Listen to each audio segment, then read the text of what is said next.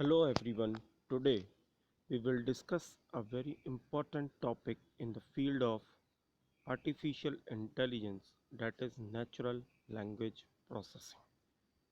Natural language से मतलब है यहाँ पर नेचुरल लैंग्वेजेस जिनका यूज़ हम आपस में कम्युनिकेशन करने के लिए करते हैं, जैसे Hindi, English, German, Punjabi.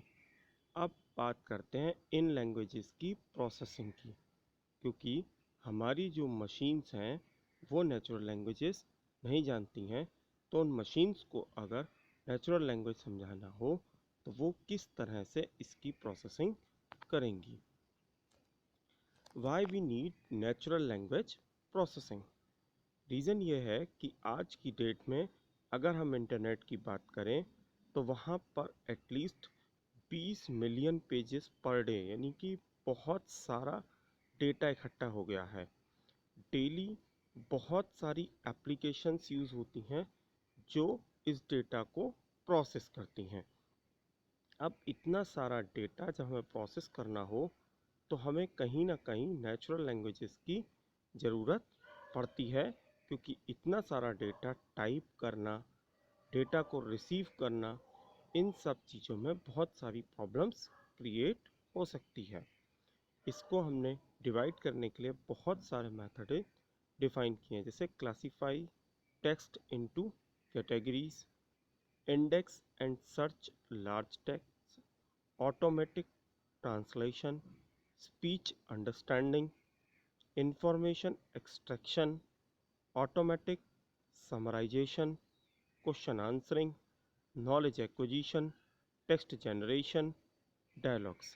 Means यहाँ पर बताया गया है कि अगर हमारा सिस्टम हमारी नेचुरल लैंग्वेजेस को आइडेंटिफाई करने लग जाए तो हमारी मशीन्स को डेटा को प्रोसेस करना बहुत आसान हो जाएगा, क्योंकि फिर उसे केवल टेक्स्ट पर ही काम नहीं करना होगा, बल्कि उस डेटा पर वो काम कर सकता होगा जिसे हम रेगुलरली अपनी नेचुरल लैंग्वेज की फॉर्म में यूज़ करते हैं।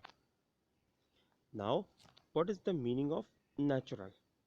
अगर हम कंप्यूटर की टर्म्स में बात ना करके ह्यूमन बीइंग की टर्म्स में बात करें तो हमारे लिए नेचुरल लैंग्वेज होती हैं, जैसा मैंने पहले भी बताया, इंग्लिश, जर्मन, जापानीज़।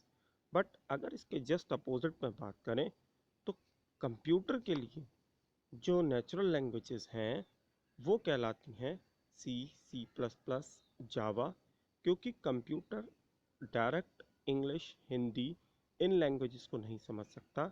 इन सब को समझने के लिए पहले उसमें जो कोडिंग करनी पड़ती है वो कोडिंग करना प्रोग्रामिंग लैंग्वेजेस में ही पॉसिबल है। अब बात करते हैं नेचुरल लैंग्वेज प्रोसेसिंग की। होता क्या है कि हम जिस भी लैंग्वेज को बोलते हैं उस लैंग्वेज को हमारी मशीन डायरेक्ट अंडरस्टैंड नहीं कर सकती। तो इसके लिए हम प्रोग्रामिंग लैंग्वेजेस का यूज़ करके एप्लीकेशंस बनाते हैं, जो एप्लीकेशंस हमारा डेटा रिसीव करती हैं और ऑटोमेटिक उसे अंडरस्टैंड करके नेचुरल लैंग्वेज की टर्म्स में कन्वर्ट कर देती हैं। Computational linguistics. लिंग्विस्टिक्स का मतलब है यहाँ पर लैंग्वेजेस, मीन्स वो लैंग्वेजेस जो रेगुलर कन्वर्सेशन में यूज़ की जाती हैं, कंप्यूटर्स उनको डायरेक्ट समझने लग जाए। Why natural language processing. आप नीचे देख सकते हैं कि जितनी भी बातें लिखी गई हैं इन सब को, ये सब भाषाएं ह्यूमन बीइंग हो सकता है समझ सकते हो, लेकिन कंप्यूटर इनको डायरेक्ट नहीं समझ सकता। तो इसलिए कंप्यूटर ये सारी भाषाएं डायरेक्ट समझने लग जाए, इसके लिए हमें नेचुरल लैंग्वेज की प्रोसेसिंग करना ज़रूरी है। Computers lack knowledge. कंप्यूटर के पास अपनी कोई नॉलेज नहीं होती है, इसलिए वो क्या करता है, इंग्लिश में लिखे हुए टेक्स्ट को ढूंढता है और हमने जो भी कोड लिखा होता है वो कोड इंग्लिश के टेक्स्ट को रिसीव करता है और उसके बाद उसे कन्वर्ट करता है। सबसे बड़ी प्रॉब्लम जो है वो ये है कि कंप्यूटर्स के पास ह्यूमन की तरह ब्रेन नहीं होता है। ह्यूमन के पास ऐसी बहुत सारी क्वालिटीज़ हैं जिनका यूज़ करके वो सामने वाले की बात को इजीली अंडरस्टैंड कर सकते हैं। वो होती हैं, जैसे उसके पास कॉमन सेंस है, वो रीजनिंग कर सकता है, और उसका अपना कई सालों का एक्सपीरियंस होता है जिसका वो यूज़ करके इजीली लोगों की बात को समझ सकता है। कंप्यूटर्स के पास जनरली ना तो कोई कॉमन सेंस होता है, ना ही कोई रीजनिंग कैपेसिटी होती है, और ना ही कोई लाइफ एक्सपीरियंस होता है। ये सब उसे हम now we understand natural languages processing with the help of this diagram. इस डायग्राम को अगर आप ध्यान से देखें तो हमने क्या किया हुआ है, सबसे पहले हम लैंग्वेज की एनालिसिस करते हैं। मीन्स वो लैंग्वेज कौन सी है, उस लैंग्वेजेस की सिमेंटिक्स क्या है, यानी कि उसमें उस लैंग्वेज में जो वर्ड्स यूज़ किए जा रहे हैं उनका मीनिंग क्या है, और वो किस तरह के स्ट्रक्चर्स पर बेस्ड है, डेट इज़ पार्सिंग। अगर हम इंग्लिश की बात करें तो इंग्लिश के सेंटेंसेस को लिखने का एक तरीका है, एक मेथड है, डेट इज़ पार्सिंग। क्या नाउन है, क्या प्रोनाउन है, that is parsing. Semantics means उसमें जो वर्ड्स यूज़ हो रहे हैं वो वर्ड्स का मीनिंग क्या है। लैंग्वेज की एनालिसिस, अब लैंग्वेज की एनालिसिस करने के बाद मशीन का ट्रांसलेशन मीन्स आपने जो भी डेटा मशीन को प्रोवाइड कराया है वो मशीन इजीली अंडरस्टैंड नहीं कर सकती जब तक कि उसे मशीन के फॉर्मेट में चेंज नहीं किया जाए। इसलिए मशीन ट्रांसलेशन।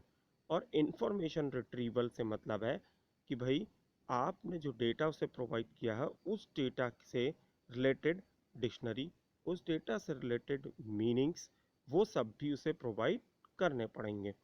अब इस नेचुरल लैंग्वेज प्रोसेसिंग को हमने भेज दिया किसके पास, आर्टिफिशियल इंटेलिजेंस के पास, क्योंकि इसे समझने के लिए मशीन का इंटेलिजेंट होना ज़रूरी है। मशीन इंटेलिजेंट हो तो there are two fields, robotics की फील्ड हो सकती है, यानी कि वो रोबोट्स हो सकते हैं, या फिर किसी तरह के आंसर्स को कहीं पर सर्च किया जा रहा हो और प्रोवाइड किया जा रहा हो। अब हम अपने कंप्यूटर में ये आर्टिफिशियल इंटेलिजेंस प्रोवाइड कर देते हैं। इस आर्टिफिशियल इंटेलिजेंस के साथ साथ हमें जिन चीज़ों की ज़रूरत पड़ती है वो है डेटाबेसेस, क्योंकि जब तक हमारे पास एक बहुत बड़ा डेटाबेस नहीं होगा हम आंसर्स प्रोवाइड नहीं कर सकते, क्योंकि पहले से रखी गई इंफॉर्मेशन ज़रूरी है।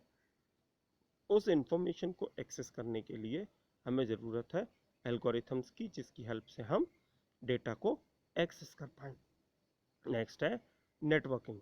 नेटवर्किंग से मीन्स है यहाँ पर, क्योंकि आजकल आप देखते ही हैं सारा data with the help of internet access किया जाता है, तो उसकी भी फैसिलिटी हमारी मशीन्स में होनी चाहिए। Now we discuss linguistic levels of analysis. हम जो बोलते हैं उसके कई सारे मेथड्स होते हैं, बोलने के बहुत सारे प्रोसेस होते हैं, जैसे स्पीच एंड टेक्स्ट।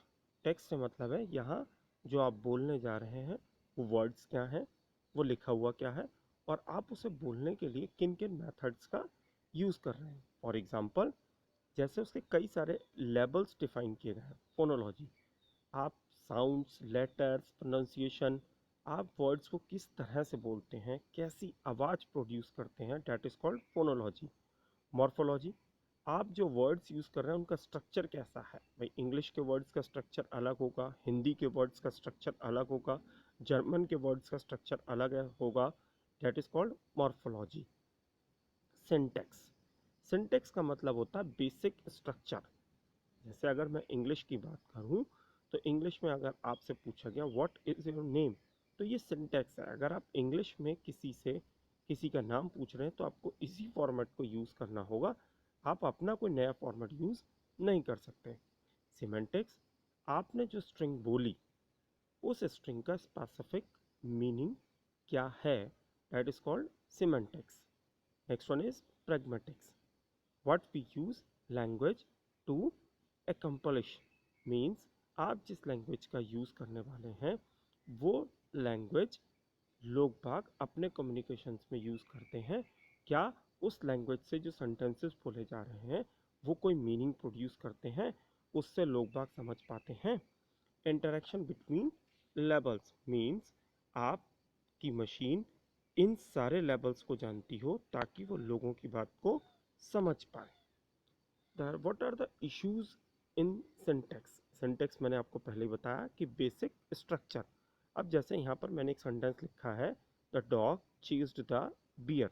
इसको मैंने दो पार्ट्स में, सब्जेक्ट क्या है, इसका प्रेडिकेट क्या है, कौन से नाउन फ्रेज है यानी कि एनपी, और कौन से वर्ब फ्रेज हैं, ये सब कुछ हमें हमारी लैंग्वेज डिफाइन करके रखती है और हमें वो एज इट इज़ यूज़ करने होते हैं, हम उनको चेंज नहीं कर सकते। ठीक है, तो इन दोनों चीज़ों को हम जब तक ठीक से यूज़ नहीं करेंगे, हमारे सेंटेंसेस का मीनिंग सही नहीं निकलेगा। ऐसे ही सिंटेक्स के साथ साथ सिमेंटिक्स भी होते हैं कि आप जो बोल रहे हैं उसका एक प्रॉपर मीनिंग भी है। हम इंग्लिश तो यूज़ कर रहे हैं, हम सेंटेंस भी बोल रहे हैं, उस सेंटेंस का कोई मीनिंग भी है और वो मीनिंग किस पर्टिकुलर कंटेक्स्ट में है। फॉर एग्जांपल, आपने कोई सेंटेंस बोला, उस सेंटेंस का मीनिंग तो है, लेकिन क्या वो सेंटेंस उस पर्टिकुलर प्लेस पर यूज़ होना चाहिए था? फॉर एग्जांपल, जैसे इश्यूज इन सिमेंटिक्स। मान लो मैंने बोला प्लांट। अब एक सिंगल वर्ड प्लांट कहाँ पर यूज़ किया जा रहा है? प्लांट इंडस्ट्रियल प्लांट भी हो सकता है और लिविंग ऑर्गेनिज्म भी हो सकता है। अब मैं अगर किसी इंडस्ट्री की बात कर रहा हूँ, वहाँ पर प्लांट वर्ड का यूज़ कर रहा हूँ, तो जाहिर सी बात है वो इंडस्ट्रियल प्लांट होगा। और अगर मैं किसी फॉरेस्ट में खड़ा हूँ और वहाँ प्लांट्स की बात कर रहा हूँ, तो वो लिविंग ऑर्गेनिज्म होगा। मीन्स हम किस संदर्भ में वर्ड्स का इस्तेमाल कर रहे हैं, ये देखना भी ज़रूरी है। मीन्स आपने जो सेंटेंस बोला उसका उस पर्टिकुलर प्लेस पर मीनिंग है या नहीं, that is issues in semantics. कई बार वरना एम्बिग्यूटी आ जाती है, मीन्स सामने वाले को प्रॉब्लम हो जाती है और वो नहीं समझ पाता है। मशीन के साथ सिमेंटिक्स बहुत बड़ी प्रॉब्लम है, क्योंकि हम वर्ड्स का मीनिंग देखने के लिए जनरली डिक्शनरी का यूज़ करते हैं। अब डिक्शनरी में एक वर्ड के कई कई मीनिंग होते हैं। अब उसमें से कौन सा मीनिंग कहाँ पर यूज़ करना है, ये मशीन को समझा पाना थोड़ा सा मुश्किल काम होता है। So that is a tough task to understand, to convert the data into the understandable format of the machine, और मशीन जो रिट्रीव करे वो ह्यूमन बीइंग के लिए। अब बात आती है कि हम लर्निंग कैसे करें सिमेंटिक्स को, क्योंकि जो हमारे पास डेटा है वो कोई छोटा मोटा डेटा नहीं है, बहुत हैवी अमाउंट ऑफ डेटा है। तो इसके लिए हमें अपनी मशीन्स को ट्रेनिंग देनी पड़ती है। हर पर्टिकुलर सिचुएशन पर उसको बताना होता है कि कौन कौन सी सिचुएशंस पर कौन कौन से वर्ड्स का क्या क्या मीनिंग हो सकता है। इसके अलावा आप अपने डेटा को छोटे छोटे पार्ट्स में डिवाइड कर सकते हैं और उस पर टेस्ट भी अप्लाई कर सकते हैं। इसके लिए हम डिसीजन ट्री बना सकते हैं और मेमोरी बेस्ड लर्निंग भी कर सकते हैं। मीन्स हम क्या कर सकते हैं कि हर सेंटेंस का मीनिंग वहाँ पर पहले से डिफाइन करके भी रख सकते हैं। एक सेंटेंस के अगर 10 मीनिंग है तो वो 10 मीनिंग वहाँ पर लिख सकते हैं और साथ साथ उनकी सिचुएशंस भी डिफाइन कर सकते हैं, ताकि जब वो कल रिट्रीवल करे तो वो ओरिजिनल फैक्ट्स को उठाकर वहाँ पर अप्लाई करें। सो आई थिंक कि आपको ये नेचुरल लैंग्वेज प्रोसेसिंग समझ में आया होगा।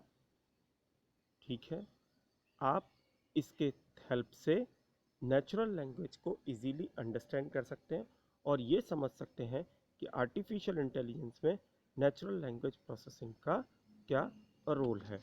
Thank you very much.